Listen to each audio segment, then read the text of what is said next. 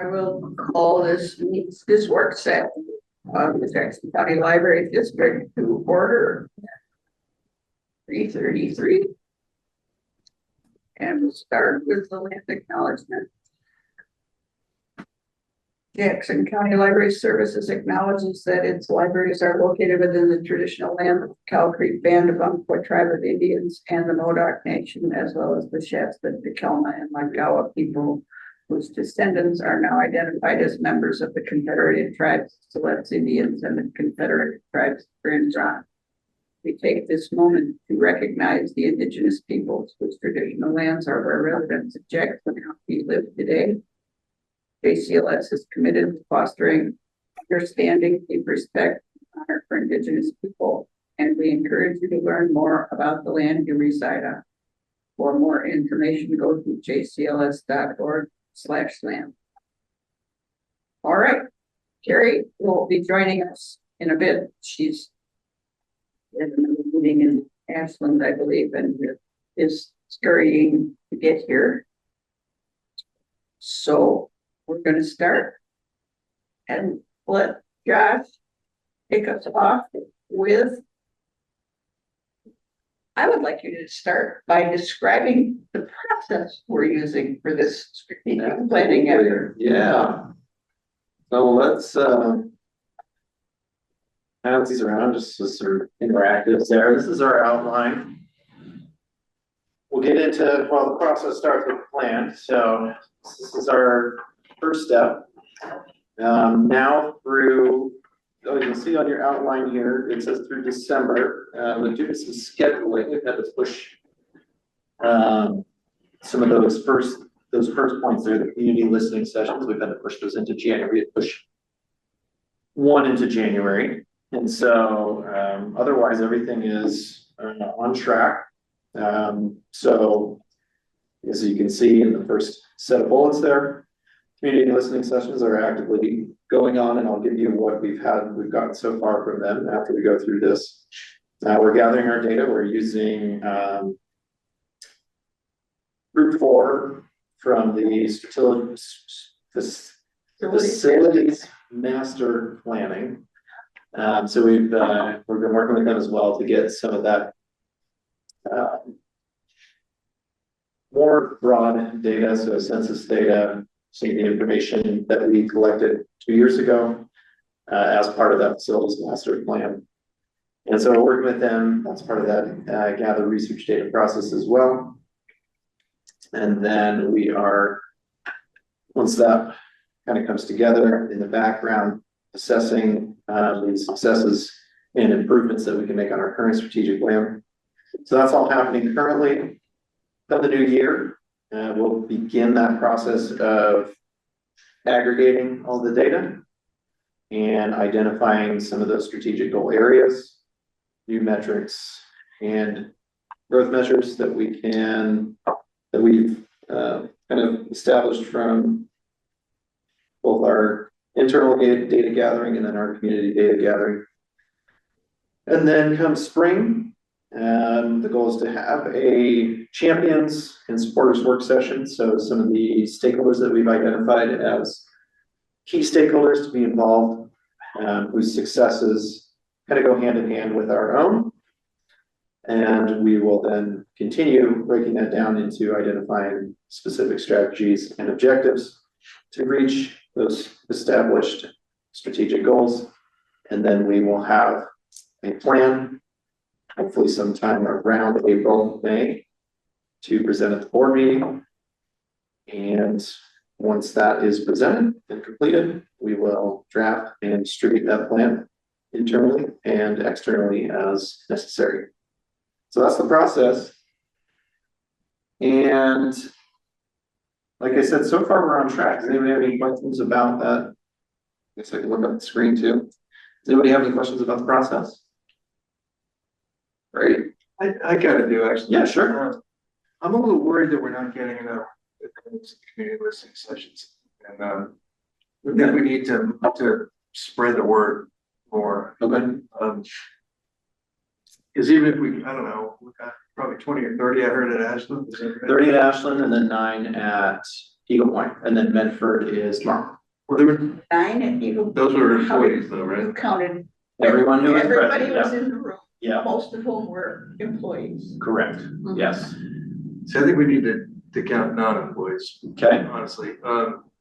And I'm just worried that even if we got 20, actually, it's just not enough. How can we spread the word farther? Can we do a mailing to current library users?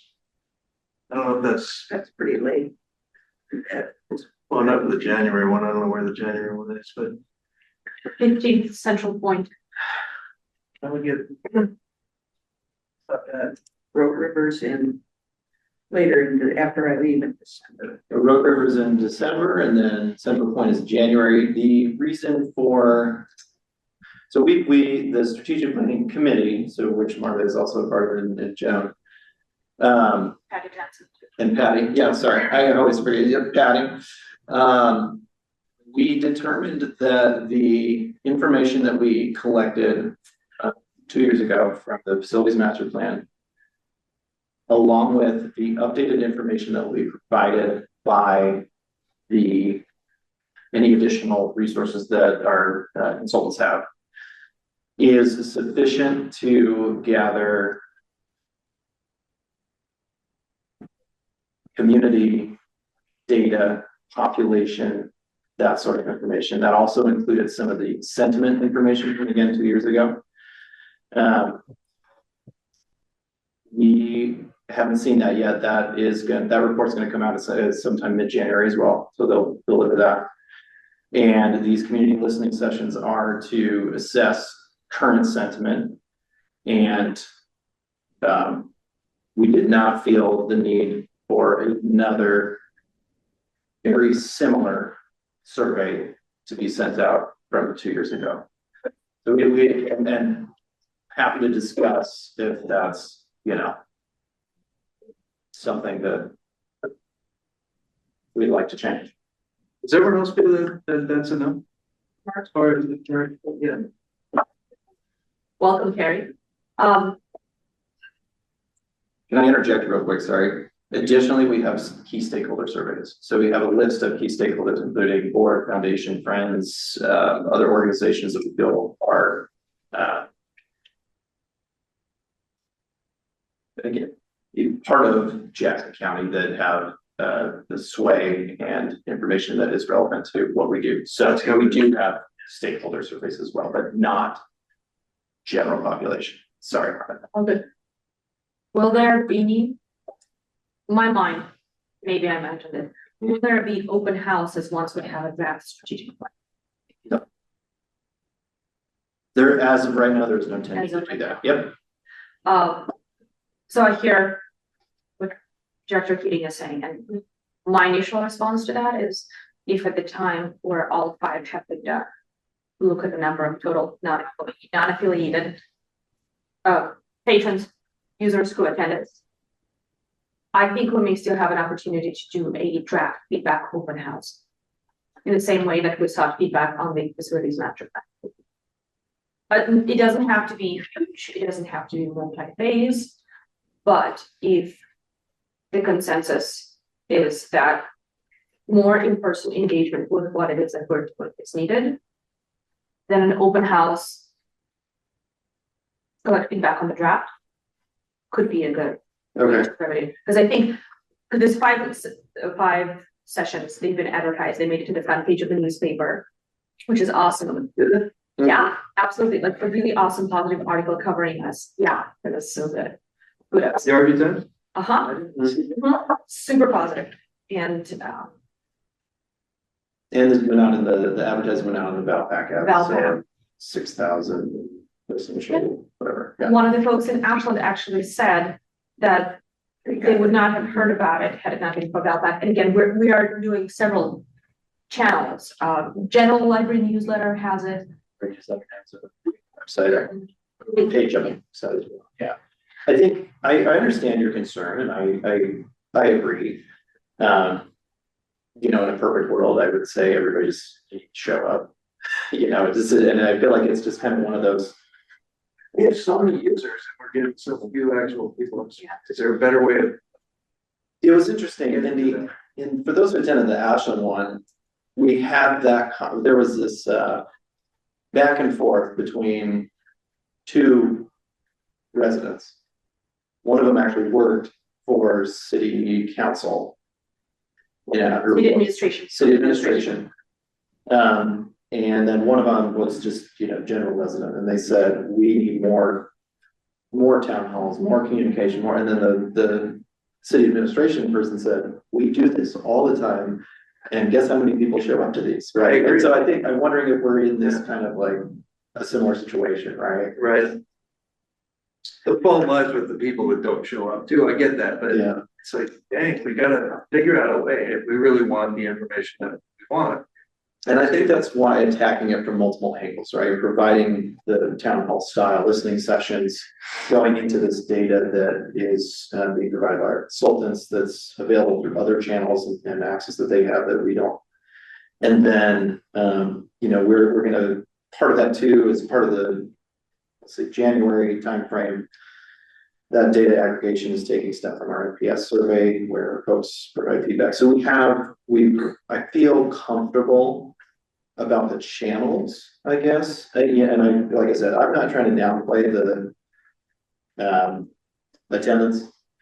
But also, I just don't know if spending our resources and still being able to get this out in time before the next fiscal year, I don't know if we have the capacity to do that.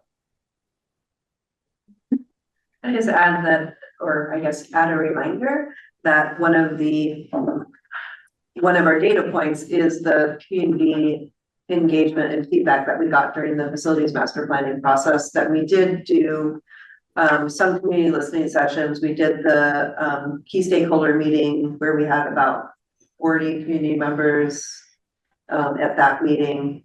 And we also did the pop-up whiteboard surveys that we did at community events and received, they're dots, so it's hard to get a full estimate, but at least I think feedback from at least 600 individuals through that process. And so these community listening sessions were meant to be a way to supplement some of the data we already had and get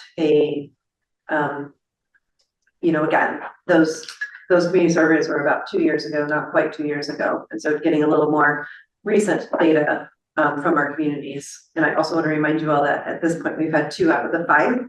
So I think we do need to see how the rest goes. And then also during our facilities master plan, when we did do the community listening sessions, like with the preview of what the results were, we got, I'm going to say, less than what we can count on our fingers and toes at those meetings. So the facilities master plan, shout out that we did, live here and then broadcast to other locations. I don't believe we got a very high community turnout at those. And so, to the point of the community asks for, we need more town halls, we need more of this, and then They don't show up. they don't show up. So, I think your point of how much of our resources and energy and efforts go into something that people don't show up for. And I know, I heard twice today, I didn't know about the listening session, or I heard about it last minute.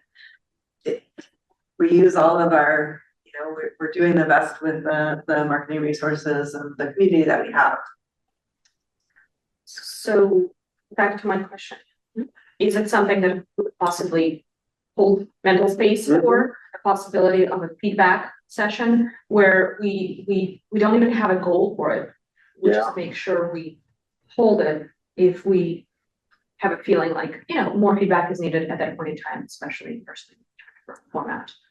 Like general sentiment, or possibly considering it later down the road if we feel like it.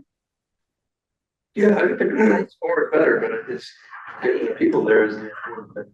Yeah. Has there been any effort to call the radio stations in town, JPR? We haven't done radio now. They have the morning shows, and we've been on it before. Is that something that, I could do it necessarily, do one of them. And we'll send content for 15-second public service announcement. Because there's definitely a public service announcement upgrade. Okay. it is very defined in the content of what the call to action is. But, public service announcements, and we are a public entity because of our necessity tax district. Great, absolutely, yeah. So I'll write that for once we have draft in the spring, open up for a community feedback session. Possibly. And then possibly, correct, yeah, we'll see where we're at then, and we'll see how the next 3 sessions go. And then content for BSA to see if we can get more ears on the airwaves. In the spring, it could be us asking for feedback in our group during the art group if it comes back, or the community event. You know, we're capitalizing on traffic from like that existing event, where you know we're out, where we may have an outreach team or a booth or something there. Anyway, that's what the city of Jackson did.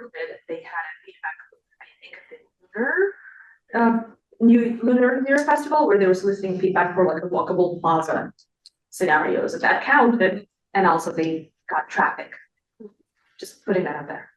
I think trying to look events where we're cabling or participating, figuring out how to maybe solicit a little might be good. That's a really good idea. I'm curious about the Library of Champions and this, besides the foundation and the Friends, etc. You said there were other groups like Sam. Yeah, so school district, chamber, residents, et So the cetera. stakeholders? Yeah. Yeah, so I have a community stakeholder list. It's very similar to what we use during the facilities master plan to get the invite list for that community listening session. So it's local government leadership, school districts, chambers, all of the chambers, community-based nonprofit organizations. So we tried to look at casting a pretty wide net in terms of who we see as movers and shakers in the community. Be happy to share that list with you if you're, or if you want to send us an email with like, oh, I hope this person or this person is on the list. We'll make sure they're on there. And the board members are asked to forward it to additional possible stakeholders. I'm looking for the right term. I'm Yeah. sorry, I'm making intense eye contact because that's how it So I think, I'd love to see that list. You should get a copy of the stakeholders list. so I guess, so that leads to the question, the next question, as we part of the committee's efforts, or part of the reason we feel like the outreach efforts from, you know, the facilities master plan surveys were sufficient to collect that community sentiment or those kind of community ideals. And I don't have it in front of me, so I don't know the exact questions. How do we, you know, if we were to do these tabling events, these other community outreach things to get, we would have to then create more surveys and gather more of that information. Are we repeating efforts at that point? Do we feel like we're repeating efforts? Well, my guess is you'd get different, if you got responses, they might well be from different people. But, Okay, and I don't have a clear vision for like where we table or what specifically we would ask people, but that would be, it's just a meeting point where we have access to people. and I completely understand, and I think that's why when we, as a committee, the reason was we feel comfortable with the information that we've already collected. I was not there during that time. I did not work here. So my perspective is coming from those of the community, the people who were here. And so the purpose of those community listening sessions was to one, offer people who didn't have a chance to speak, you know, a year and a half ago or whatever, but then also gauge the sentiment and see if and what anything has changed. I personally imagine coming from going through this process at Boise Public Library, who did almost exactly the exact same but in reverse order. We did a strategic plan and then a facilities master plan with the same consulting group, coincidentally. And the results were not too different.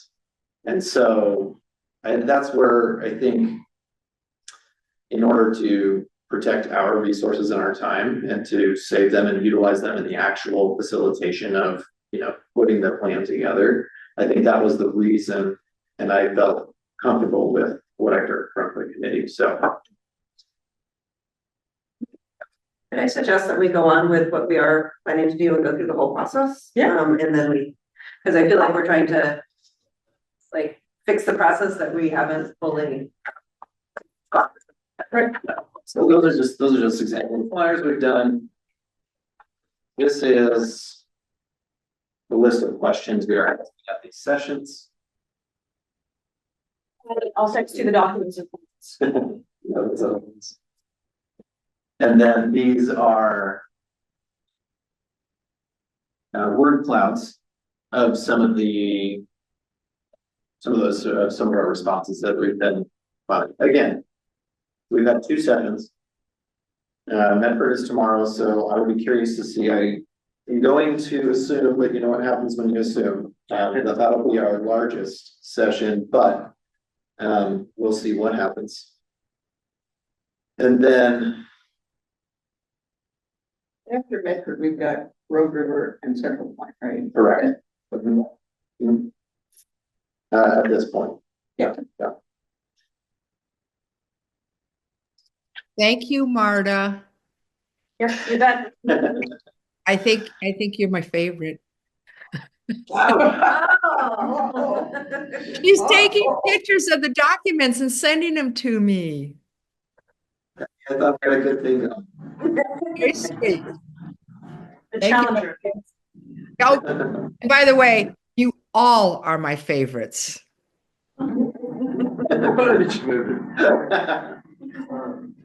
So while this process is going, we are sending out emails, and I have a lot more work to do on that to our stakeholders with our stakeholder surveys. So again, those stakeholders will act as another voice for the strategic plan. The questions are a little more in depth and focus more on the organizations that they work with and how those two, our 2 goals and our 2 missions can kind of align. And the goal is to potentially identify needs or gaps in our communities and then see how, as libraries, we can align. It's a great opportunity as well to initiate conversations for potential future strategic partnerships. So as of right now, we've had not a whole lot of responses. We've had 7 responses there. But again, we just cannot have the time. So these questions? Different questions. So different surveys, yeah, Responses from stakeholders, sir. correct. So those surveys are more detailed, less about the community and more focused on their organization and how their organization fits in their. So do they all get the same question? Do they get the Same question. Yep. And so we're hopeful as that information again comes in, January, we'll start filing all of that. And when I say January, it'll probably be the second half of January, that process will begin because our last session was January 15th. And then from there, we're also expecting to get all of the any sort of new demographic or population data from our consulting firm, as well as a executive summary, some sort of formal document that has all of the information from the facilities master plan minus the facilities part per se, but taking sort of again that community feedback, and at which point we will then have boardrooms of information that we need to go through and start picking out what is most important and what are the community feeling, what sort of things can we address what did we do a good job of in our previous, in the last 5 years, what can we do better or build on? And yeah, I don't have an answer for that. Obviously, we haven't seen that information. So identifying those metrics and those accomplishments is a combination of taking all of the feedback and then, internally, what can we do? What do we have capacity for? What do we have the resources for? What does it make sense within the scope of what we do as a library? And then going from there. There's also a staff survey to add to the surveys, yes. So we'll have another, hopefully. Did the staff already participate?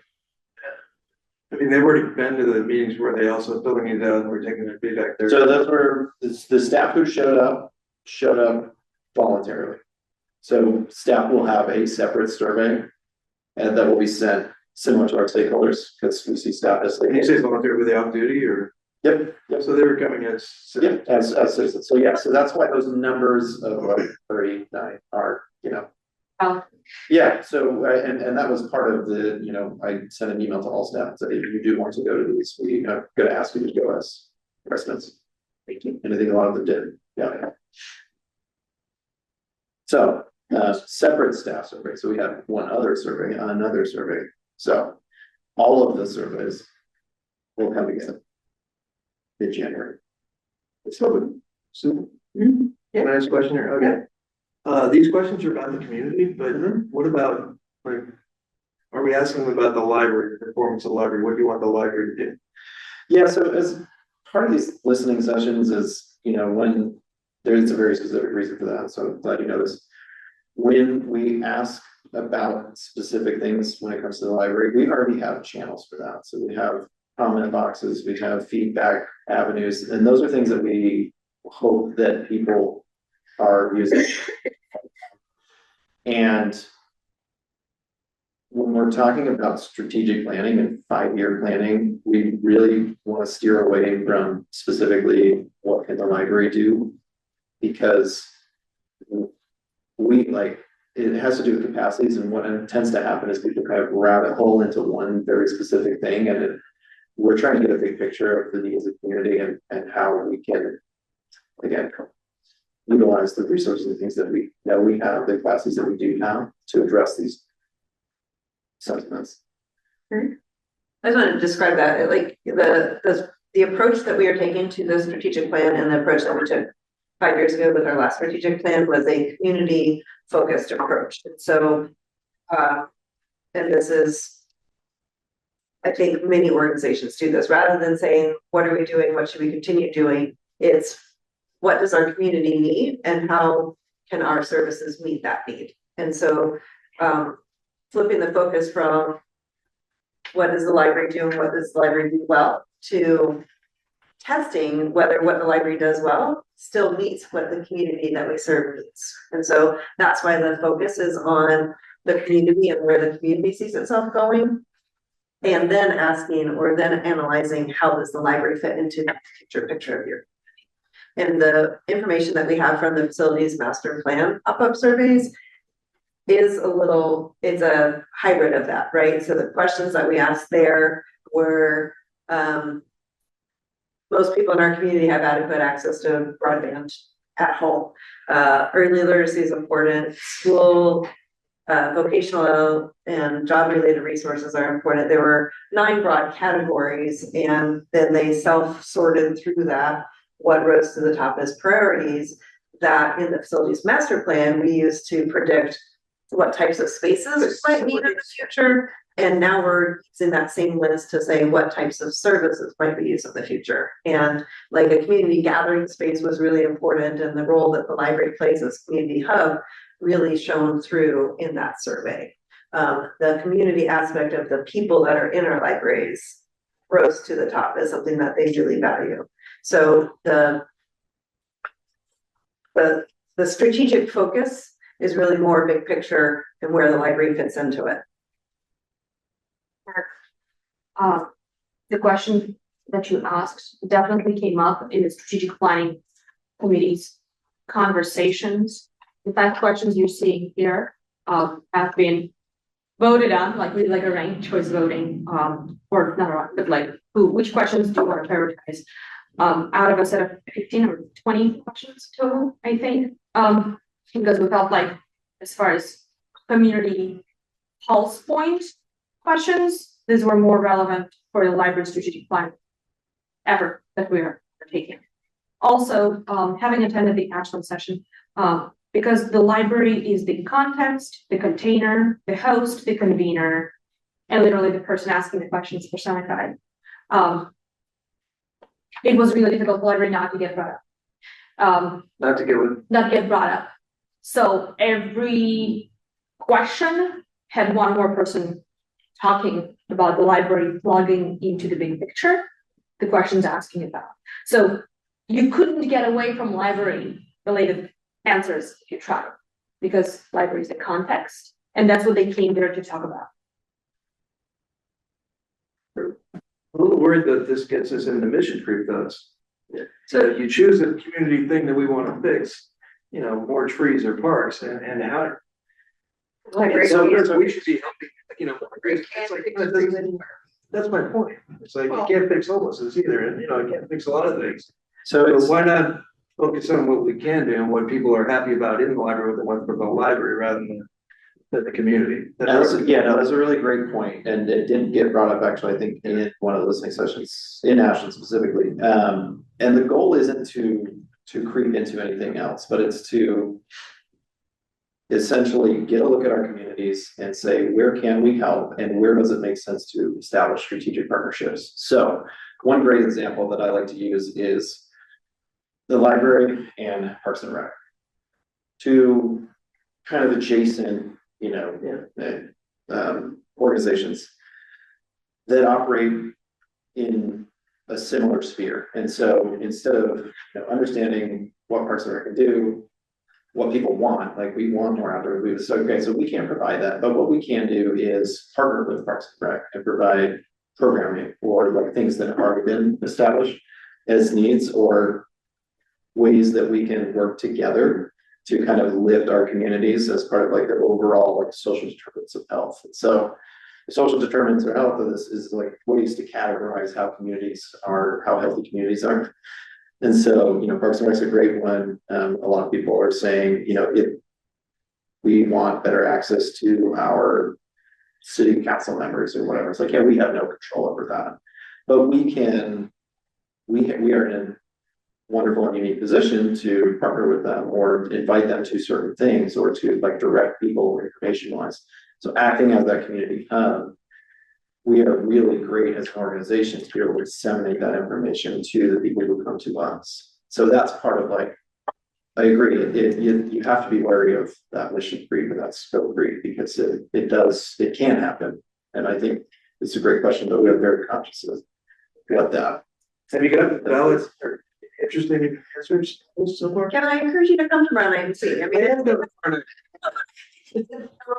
concerns can be, you can witness it to see just how the conversation flows. You know, like in Ashland, I know it was the affordable housing came up and somebody in the audience actually said, I know the library can't solve this. And then another example came up and somebody said, well, what we can do is we can hold a program at the library that is led by a community partner is in that arena. And so that role of us as convener and gatherer is an opportunity to identify some of what who those future partners might be. Right. And I will come, and I just want to make sure that we get hard things that we want to do in the next 5 years. Right. And then we're getting them from the right questions. But okay. And again, I think remember it's one of the board to show up at as many of these as they can, actually, just so that we hear the community correctly. I get a better sense when I go than when I just get a summary for what was said. Good. Andy.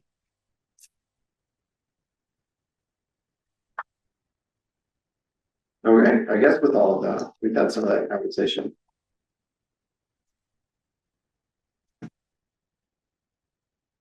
Next steps.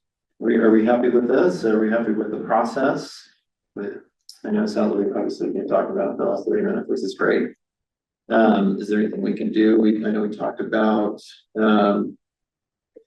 possible feedback session after the draft. I'll look into getting content for PSA with radio for listening sessions. Got our staff survey coming out soon. Got our stakeholders again. We'll share some of that information. If you have anyone in particular, we'd be happy to put it in there.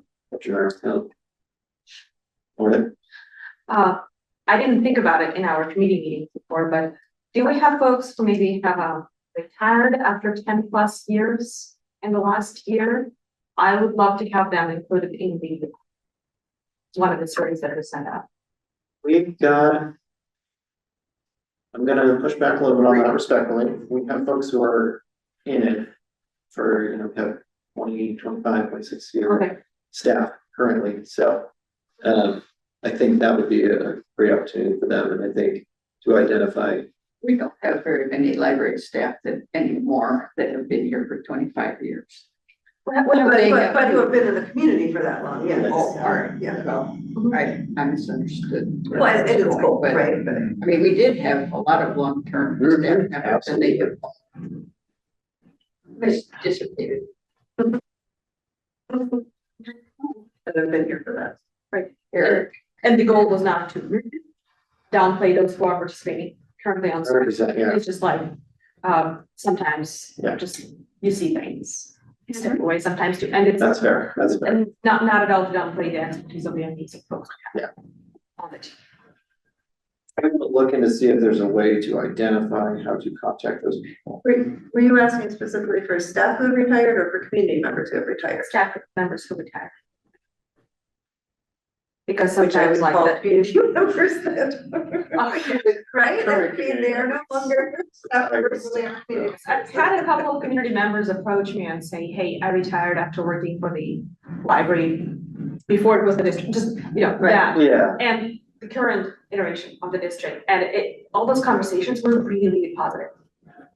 Well, one of the things too that's great is In addition to the conversation with Yeah. existing staff, it's not an either or, it's just Yeah. people, maybe I'm just a magnet for those, right? But their insights have been awesome. That's where that's coming from. and we have staff who retire, soft retire and become subs. So that's what really And great. So they'll receive yes. that staff survey. So that's a good. Okay, yeah. that actually answers it. Mhm. Perfect. If those are receiving it. Yeah, Yes, Yeah. that's what I did. Yeah. Thank you. of course. We have these surveys kind of at the branch where they can just pick up as and check books out. We decided in this iteration of the strategic plan that the survey, we're a little concerned about community survey fatigue. We decided that with the NPS survey that goes out and the feedback that we received through that form, that we are getting community feedback from that. The listening sessions that we did, or the pop-up surveys that we did in the community, pulled in non-users as well as users. I know that's an area that you often asked, how are we reaching the non-users? And that's why, I was It's at the pop up to like different. I was at the tree lighting in Shady Cove last December, which was a community event, probably over 200 people who were at that.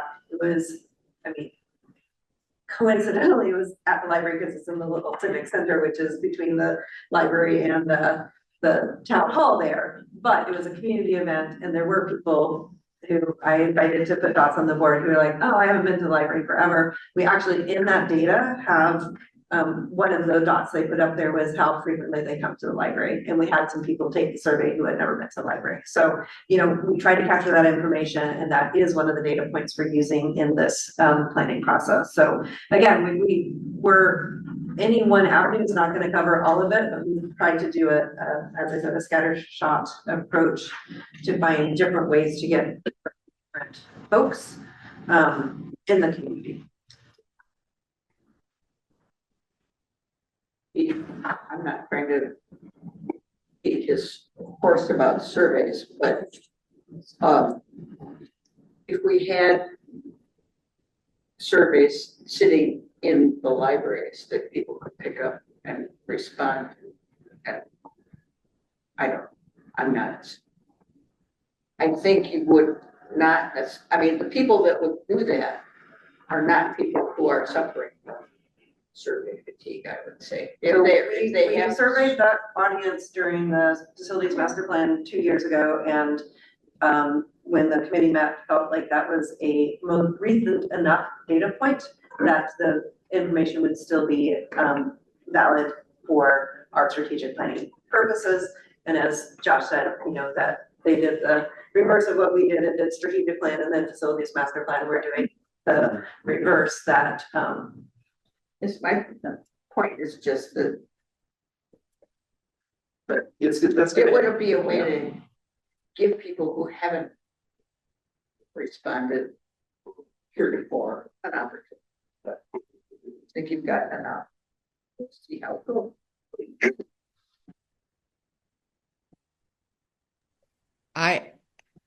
I'm wondering if I'm the only one, raise your hand. My life is dramatically different than it was 2 years ago. And I hear what you're saying, that it's probably still relevant. However, I would look at it a little askance, because I think a lot of people's lives have changed in the last 2 years. That's not from any kind of specific research or database. And I certainly am not in any way the expert that all of you are, but I just want to suggest it as a possibility. So we are doing the community listening sessions for community feedback from individuals to get current year data to put into the integrate into the plan and the stakeholder survey by being more targeted in our approach of who we're sending those surveys to. We're still getting a current snapshot of our communities through that survey. So again, we have a limited capacity for how much we can do, how much we can pull together. And we received about 1,700 surveys 2 years ago. And I hear you, Patty. I know life is dramatically different. When our first strategic plan actually expired, if you will, we're like, it's the middle of a pandemic, and then we have a wildfire. We don't know what we're doing next week, let alone in 2 years. So, you know, the thing with a strategic plan too is it is a fluid document. It's a thought about how we're going to be 5 years from now that takes place at one moment in time. And is it ever going to be 100% accurate? No. Have we accomplished everything in our current strategic plan? Not fully. And some of that's because things have changed since we started planning it 7 years ago and implementing it 5 years ago. And so, you know, it is an imperfect science and it is a roadmap for our way forward, but it doesn't mean that if something else comes up that our community needs us to respond to, that we're not going to respond. Okay. I hear you and I agree with everything you're saying. And I just wanted to bring it up because before you were able to, I think you might have missed this beginning part of the meeting because you were at the other meeting. And thank you for being so safely to get here so quickly. But the reason I bring it up is that Kevin had voiced a concern very early in our conversation about what the attendance is. And so that's why I'm bringing that up. If we don't have good attendance of our community listening, which is a way of, as you just pointed out, Carrie, addressing the concerns that there might be, that's the reason I brought it up. I do understand totally that we have limited resources and we're going to use all the best information we can that's available to us.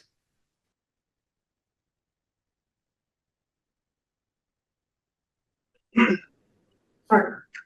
you. It did not bring the room to a standstill. Sorry. This is what happens when we engage our big brain, right? We all have a lot of really, really good ideas and really deep, profound questions. Do we as a group, and this is where I want everybody to chime in. I love having this discussion right now. So strategic planning committee is great, quite a heavy lift. This is the one where I want everybody's input. Do we think we're updating the existing strategic plan, or are we approaching it as a brand new strategic plan for this new phone, right? My understanding is we are looking at our existing strategic plan as really solid basis, And then we're also keeping an open mind for what comes up in 2025, 6. Who is are you approaching it as a brand new strategic plan? Because because that could explain some of the questions, which is it's not a bad thing. I think we have different lenses and it's not a bad thing, but I'm looking at it as an update. Are you seeing it as an opportunity to strategically plan anew, and the same for everybody in this room? Because I think we might have different lenses, not a bad thing, but I just shared mine. I think it's a mix of both, is what I'm thinking for me. As I see, we can definitely blend the elements of what we've already have with our strategic plan and maybe kind of incorporate it. Look for things maybe we haven't fully solved or fully worked through. So I'm looking at it brand new. Okay. Yeah, I mean, we've got 3 new members since we did the last thing. It's 4, right? New members since we did the last plan, so we should be looking at it with totally fresh eyes. And 5 years is a long time. And yeah, kind of like the Constitution would be, I should just scrap the old one, start over. Cool. Good job. Well, I would do sort of hybrid, I think. I would look at this, the one we're completing, see where we have things yet to do for particular goals that were in the strategic plan before. But I certainly would want to look past what we did in the last one to see if there are other areas where we need to expand what, maybe shift what we're doing if we have limited capacity, so we can't be everything to everybody. I understand that part. But I would be disappointed if what we did was limited to sort of updating what we did the last 5 years. Because if you do that every time you've got a strategic plan, you don't ever move very far, I think, or you're less likely. And it may be that we don't need to move, but I think we ought to at least look at that. And Marta, I'm sorry, before I answer, did I hear correctly that you're on the end of, we're taking the current strategic plan and moving forward, or have you not answered your own question? I thought we are updating the existing one, so keeping the mind open, and I hope we get new ideas. So I just wanted clarification on your answer, not because that colors my answer.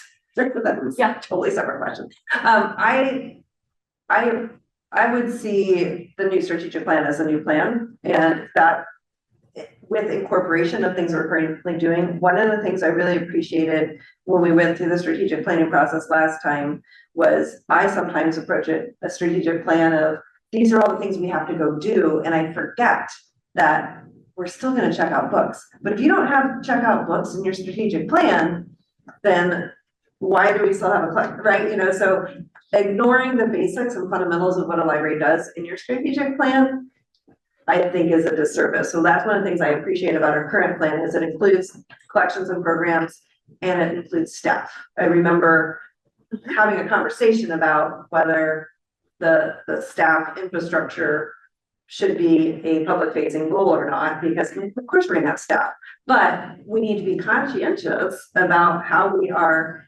training, educating, and compensating and working with all of our staff, because they are our greatest asset. You know, as soon as you asked that question, I looked at the word cloud of what we've seen so far, and I'm like, all right, I see 3 potential goal areas right here: belonging, people, and sharing. So, yeah, I didn't understand what you just said. What I was saying about being just Starkey, when you say our goal is belonging, people, and sharing, I'm like, it's so nebulous. It doesn't give me something I can really. let's get the rest of The sentiment that I hear you. Josh, and then Patty. Yeah, and so for me, I'm not gonna have an answer until I see the data. And so that's where, so for a strategic plan is however many years, we're choosing 5. This is the pinnacle of what we want to be in 5 years. And you can't get to the future without looking at what we've done and what the past is. And so it is the way we talk about this is like aspects will absolutely be looked at with fresh new eyes, but that has to incorporate what we have already done and what we're currently doing and the successes of those. Because, like you look at it from like any sort of, oftentimes it's a financial perspective, but it's like we, and that's part of it, but like your goal, your aspiration is here, and then over the course of the 5 years, how do we get there? And so that aspiration, the purpose of this data and this information is to say, okay, what is the community's aspirations? What are the community's aspirations and our key stakeholders and our partners? What are our internal ones and our capacities? And then how do we marry all of that to get to this, final point?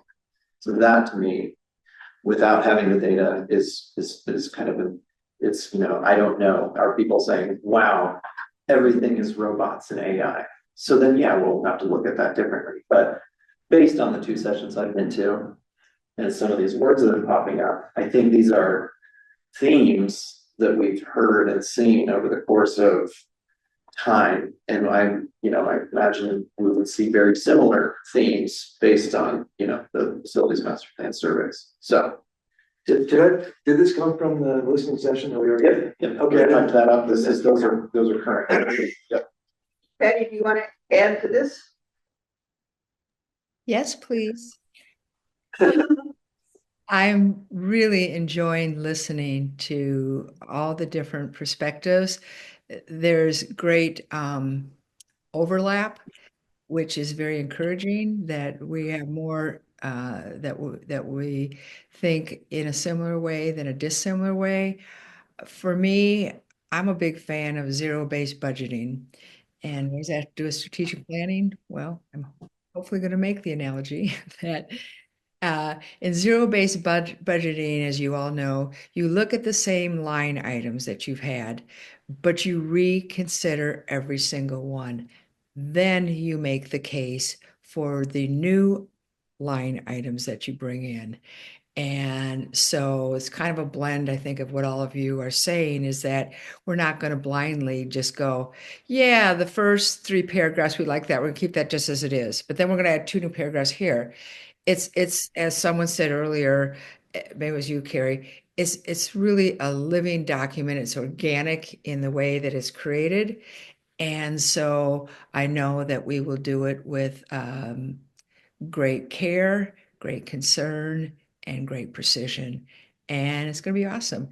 And as also, Josh, maybe you said, who the heck knows what 5 years is going to look like from now? You take your best guess, right? You project from the data you have, and it'll be great.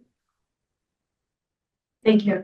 Thank you, everybody, for that lightning round of the vision for how we get to our plan. Sorry for putting you on the spot. I had a nagging feeling that our lenses are different, which again is a really awesome thing.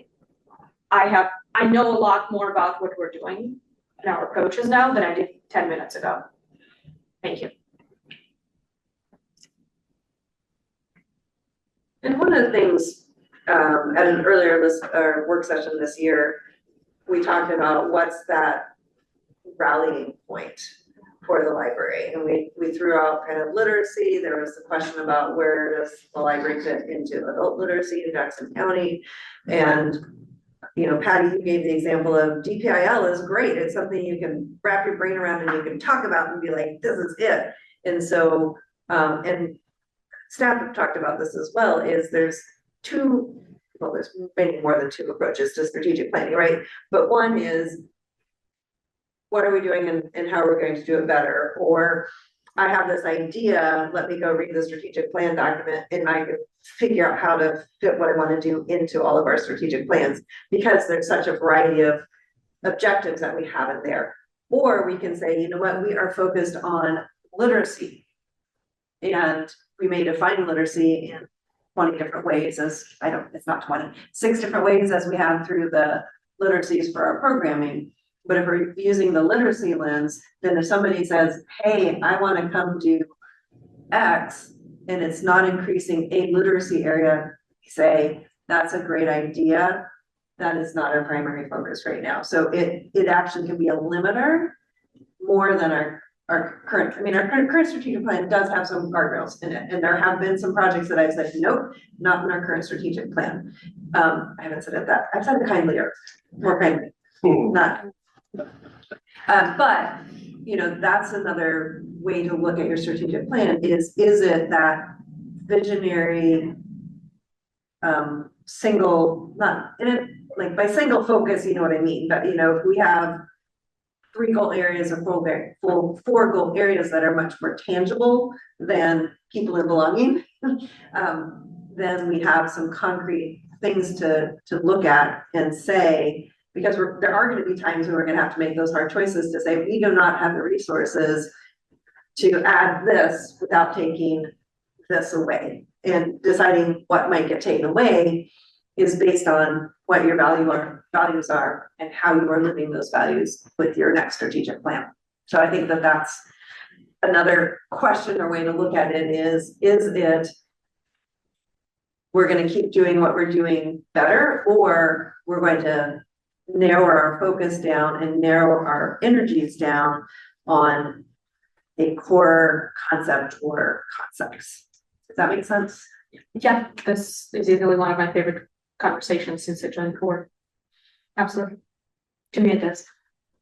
And I think this is a good start of a pulse point. Like for some reason in my mind, I call it a pulse point, like check, vibe check, community vibe check of where they are. And then eventually it all gets opened back to the library. Well, the goals that we have in our current wrapping up strategic plan are pretty broad. I mean, they allow for the inclusion of a lot of different efforts. We could fit literacy in there somewhere, I imagine, if we worked at it. So I like the idea of keeping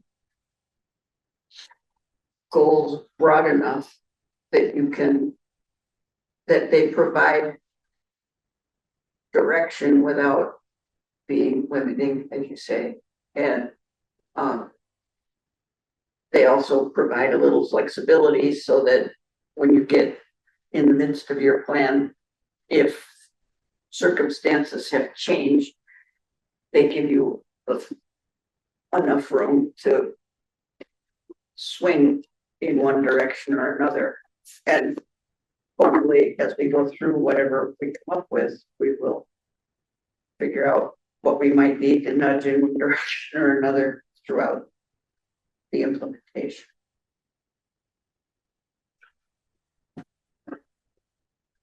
So I'd like to see our plan be broad enough to guide us where we're going and flexible enough so that we can adapt as we go through it.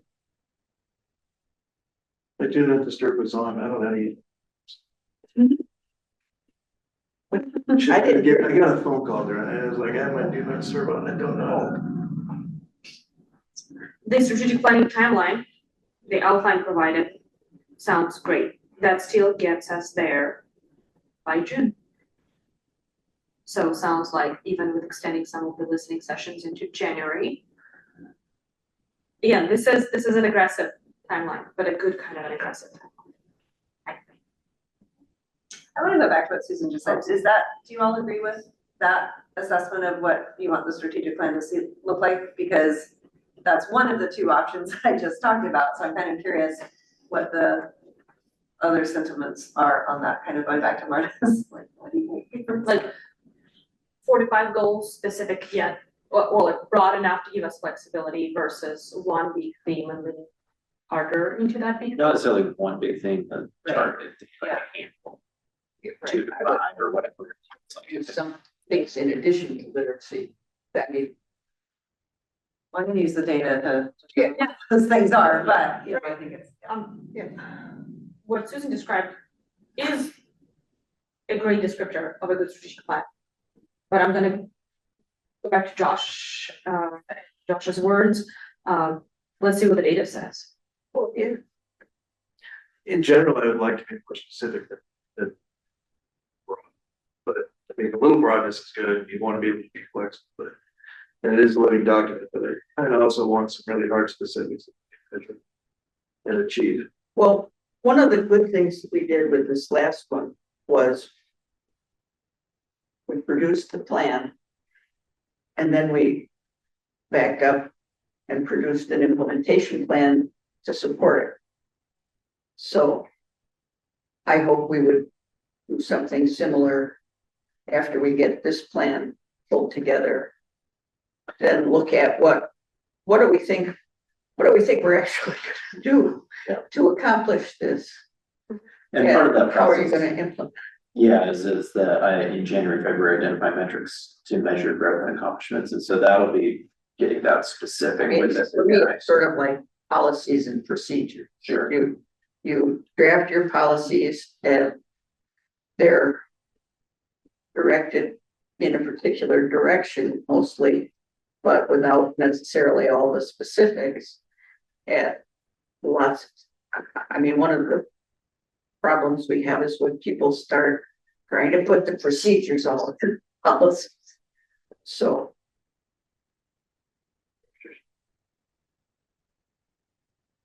We're all looking at you, Patty. I don't know. I don't know why. But do you have thoughts on the specificity of the plan? I really like what Susan was just describing, that what you did the previous time is that you come up with not a final strategic plan, but a broad understanding of what your strategic plan is going to look like. And one of the things, Susan, you're talking about is, okay, you might decide when it goes to putting into how you implement it, might go, really love that one, but that ain't going to get implemented, so obviously they have to be married, right? I mean, we have to be able to implement what we define that we want to accomplish. I don't know if that answered your question or not. I'm listening and learning a lot. Yeah. That's good. Gotta keep learning. So. What order do we want to get done today? We didn't really, I mean, the purpose was to talk about the process of where we were headed. Have we done that? And talk we did. You talked about the process. You did. Well, I guess, this is also an opportunity for your input into what do you want to see in the strategic plan, not just the process of it, but, are there things that, or community trends that you want to chime in? We passed out the question from the listening sessions and, you're of course welcome to participate when you're at a listening session, but if there are things that you've thought of that are like, what I think is happening or a trend I'm seeing in the community, or, a data point that you would like us to be aware of, that, we'd love to hear that now as well. I think an appropriate thing for the board to do would be to craft a vision statement to be inserted into the plan. That is aligned, that is not like a complete tangent from the themes or anything else that comes out, but whether it's on a theme of literacy or like a North Star for the board. Obviously, we're duty bound to help implement the strategic plan and serve the district and all that, the overture. I think it's pretty appropriate for us to either contribute a vision statement or have one and then bring that as a lens to the draft. Well, when we did our very first strategic plan, we did both a mission and a vision statement. One of the things we could do as part of this process, I would guess, would be to look at those and see if we think they ought to be tweaked in any particular direction. You're thinking of vision more broad than just our vision statement, which is that our communities thrive and individuals reach their full potential. So Yeah. that's our current vision statement, but if you look at, and I feel like what you're talking about would come after we have the body of the strategic plan. You know, a lot of times you have a message from the library director and Yeah. or from the board chairperson that says, here's the process we went through. We're excited about the future. I see a future where everyone has access to broadband services and urban literacy resources and whatever our North Stars are from the document. Perhaps that statement is Yeah. whatever, Yeah. that statement would scratch that itch, yes. Okay, Oh, me? that's your name. I didn't hear it. say. Um, thinking back to my corporate life or profit was that a big part of a strategic plan, a 5-year strategic plan, is self-survival. And for a nonprofit, it is also self-survival, no margin, no mission. I'm not talking about fundraising here, but I'm talking about how do we ensure our future viability and success to be able to fulfill our mission and our vision. And I think that's also an important part of a strategic plan. Do we have the right programs? Do we have the right buildings? Do we have all of it?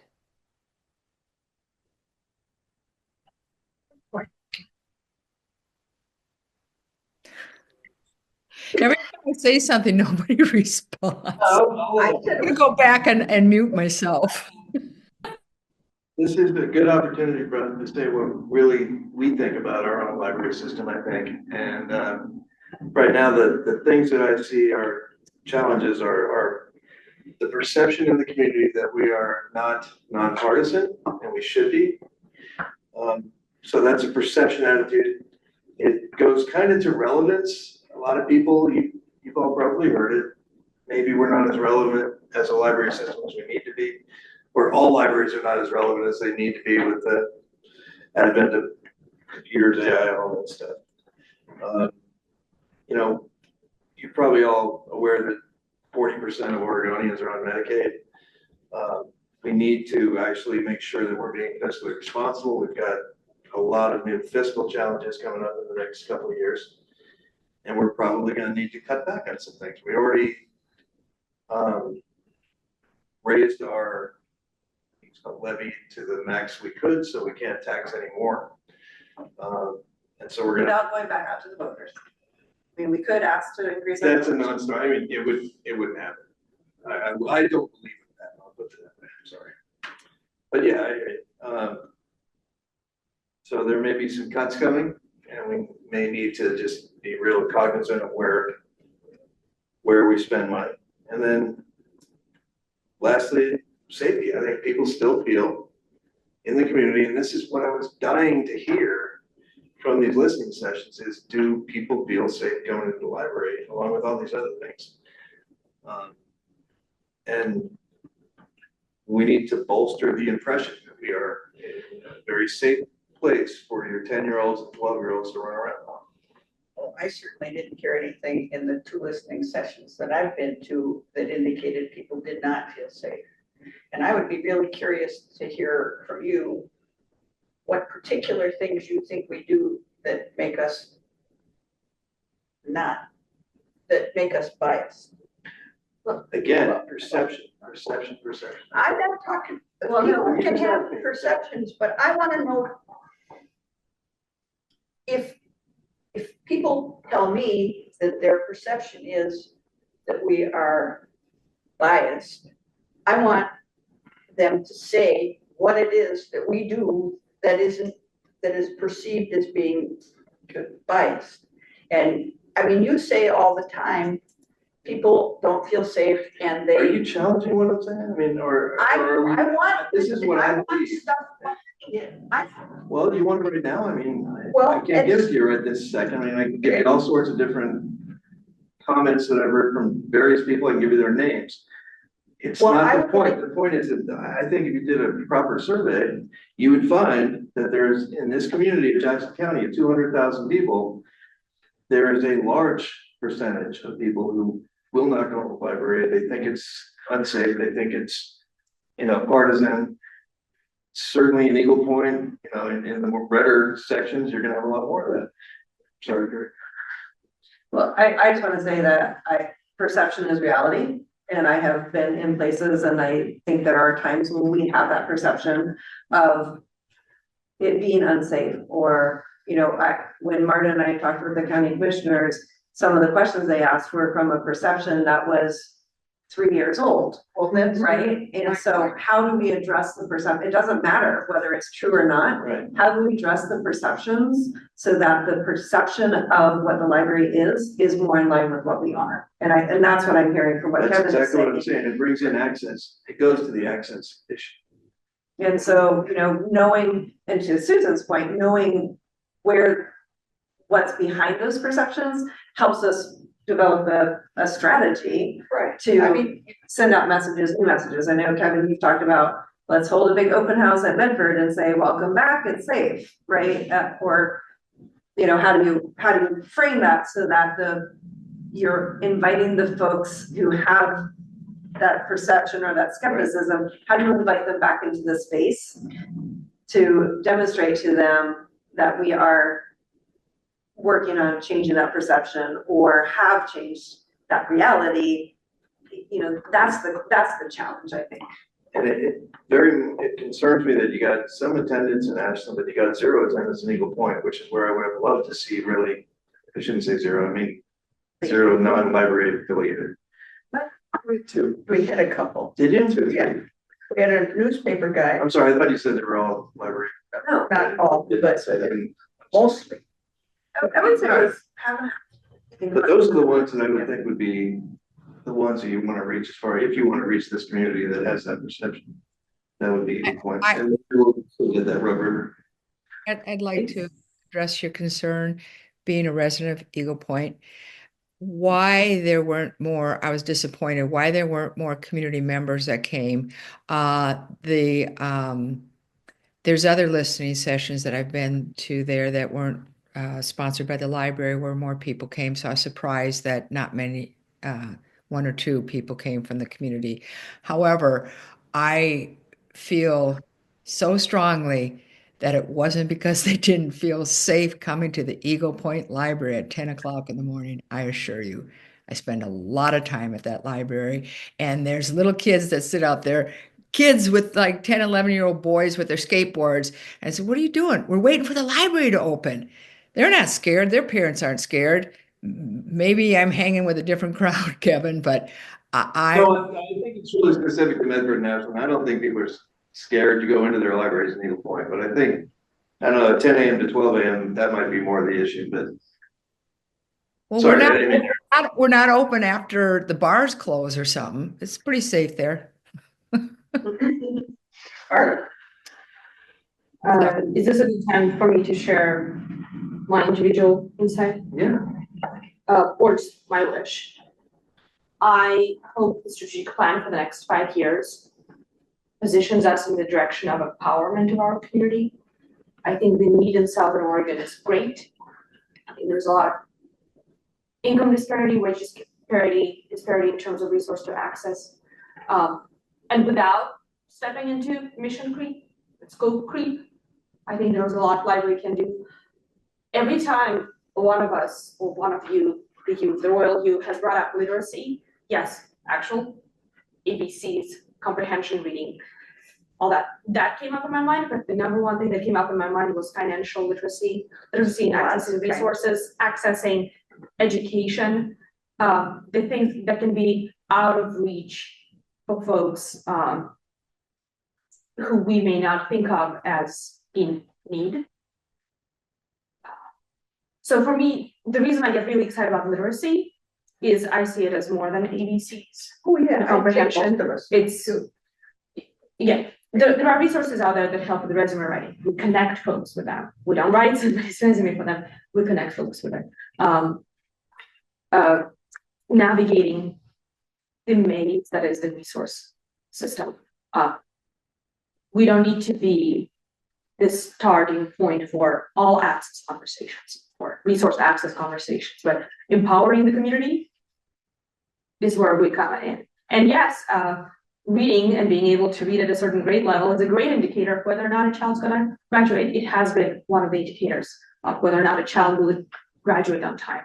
We are empowering households to be self-sustainable by making sure families can access literacy programming, reading programs, summer reading programs. We're empowering families with every book a kiddo checks out. Yes, and also resources for adults. So I get excited about literacy. I trust schools to do some of it or a lot of it, but we're a huge sidekick of that programming. Partners, I mean, we're talking about partnerships. If the libraries and the schools seem like obvious Yeah. So partners. if the L word literacy comes out as a theme, I'm 100% for that because I get excited about it. But I like- empowerment is I like one. the empowerment work. I think that, and I think that fits into our vision statement of in our community, individuals reach their full potential and our communities thrive. But I like that empowerment, like we're giving you the tools, we're giving you the key through, empowerment through literacy. Maybe that's the type, I don't know, but I like that concept of we're here and that's what libraries are here for. And I know when we did our shorter strategic roadmap, it was really about,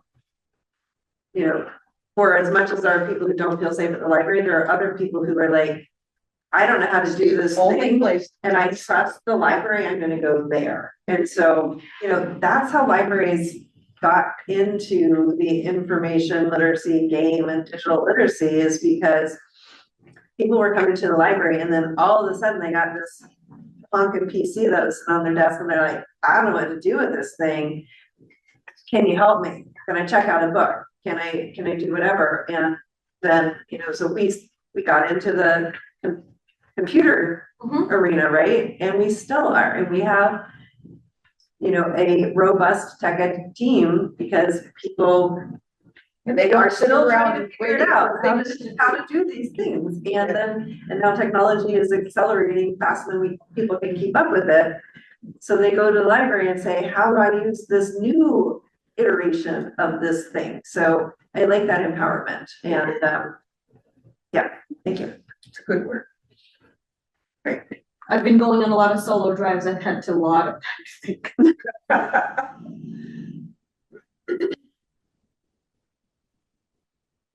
Other things. Any final thoughts, things? Who's going to the Medford one? Who's going to the Rogue River one? Who's going to the Central one? I'm going to all of them except Road River because it happens when I'm going to be in the snowy wilds, Minnesota. Patty, Oh, go ahead. you're doing Central Point and Rogue River? Yes, ma'am. And I will do Medford for sure, and probably the other two. Great. And I'm doing Medford. I can't make it to Rogue River. And I should be there in Central Point this weekend. So I can't make it to Rogue River because I have to be in Outland. 6. I can make it simple. You can do Central Point, you said? Yeah. Great.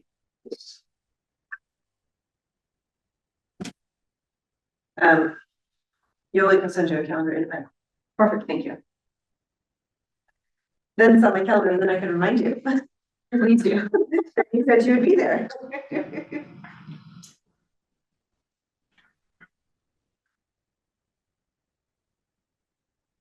So So they planning. are on the board calendar as well, but you can get you on there, and that way we can remind you.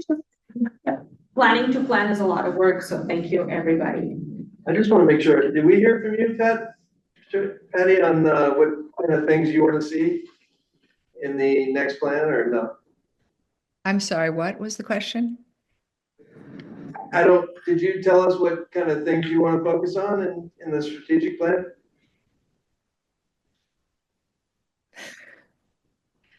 No. No, I mean- that's okay. really like what I'm hearing about literacy and adult literacy is a passion of mine. Marta, I love that you brought up financial literacy. I don't remember who brought up, God knows I need tech, technology literacy. I think everyone can attest to that. But I love all of that. And I really love, I don't know how I missed it.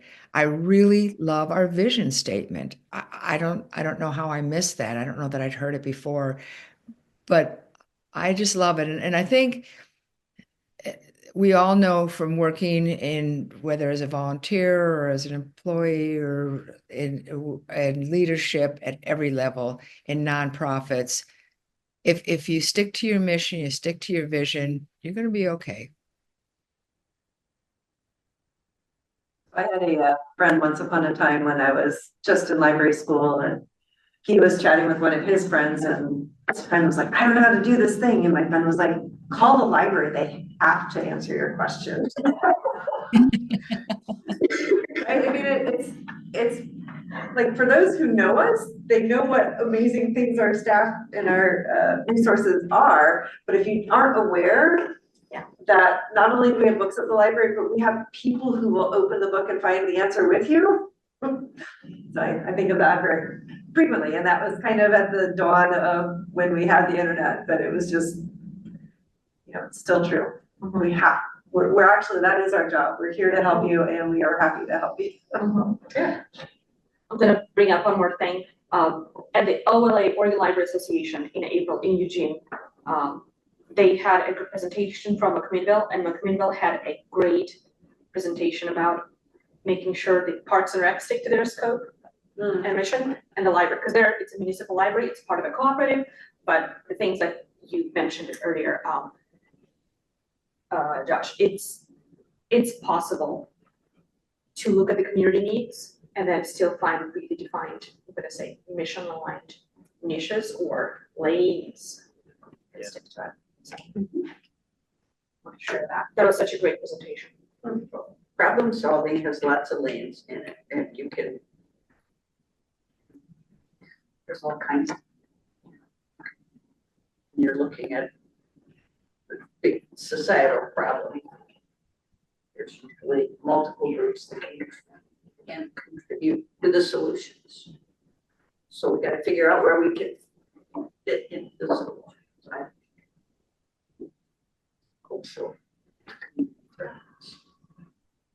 Oh, I want to echo you again what Marta said. Thank you all. It is such a joy and a pleasure to be able to work with all of you on all of this that is so important to our community and the people that we serve. And it's an honor. And it's a lot of hard work that everyone is putting into it. And thank you. Thank you, Patty, and thank you all for being here tonight. I do have hot off the press, literally, I stole them out of Ryan's hand, our new event guide, so here you go. Right. Folks at the Army Cog board today were delighted to hear we're having to do it in the criterion. We talk of the criterion, I was like, and it's informed by the last one, which was floor seating room only. So, yes. Well, there's like 600 seats in the crate, and if we fill them over. We are up to 120 RSVPs, and we have the event guide hasn't even left for the whole team, so That's great. yeah. Oh, I think it'll be fun to do it in. I have fun with John too. So let's hold it again. Yeah. Okay. It is 1:06 of the 9:30. Just for you. Dan, it's your. I didn't hear No, that. Violence. Thank you all. Thank you. I just watched speedway. Thank you.